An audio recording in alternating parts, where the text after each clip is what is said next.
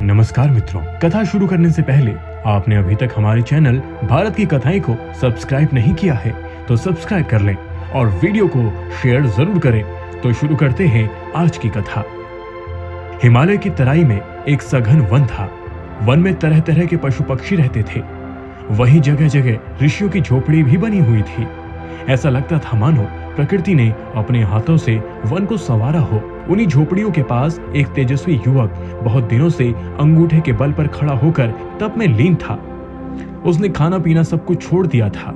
वह केवल हवा पीकर ही रहता था।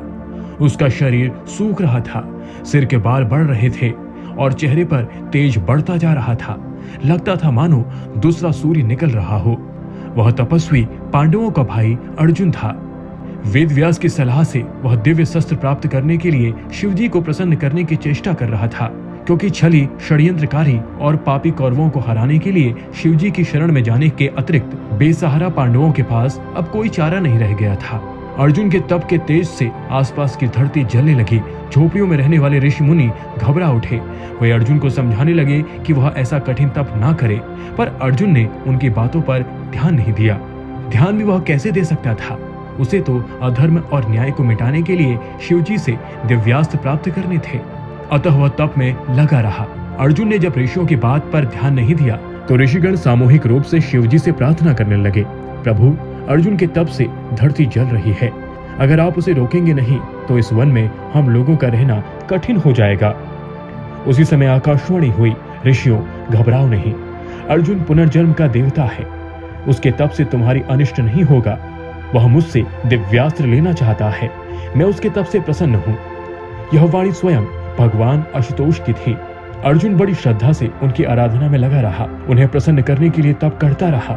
दोपहर का समय था। अर्जुन अपनी पूजा में माला भगवान के चरणों में चढ़ा रहा था। सहसा उसे एक शूकर दिखाई पड़ा जो कहीं से निकलकर उसकी ओर आ रहा था। अर्जुन ने झट अपना धनुष बाण उठाया और धनुष पर बाण चढ़ाकर शूकर पर चढ़ा दिया। बाण शूकर की छाती में लगा। वह धरती पर गिरकर कुछ देर तड़पकर सदा के लिए सो गया। अर्जुन के बाणों के साथ ही शूकर की छाती में एक और बाण लगा था। वह बाण एक किरात था जो दूर से शूकर का पीछा करता हुआ आ रहा था।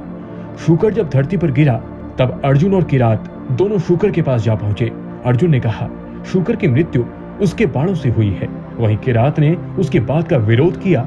उसने कहा, नहीं, शूकर की मृत्यु अर्जुन के बाण से नहीं, उसके बाण से हुई है। शूकर की मृत्यु को लेकर अर्जुन और किरात में विवाद होने लगा। दोनों ही एक दूसरे की वीरता को ललकारने लगे। बातों ही बातों में अर्जुन का क्रोध भड़क उठा। वह किरात पर बाण चलाने लगा। अर्जुन ने किरात पर कई बाण चलाए, पर उसके सभी बाण किरात के शरीर में फल की तरह लग लग कर नीचे गिर पड़े।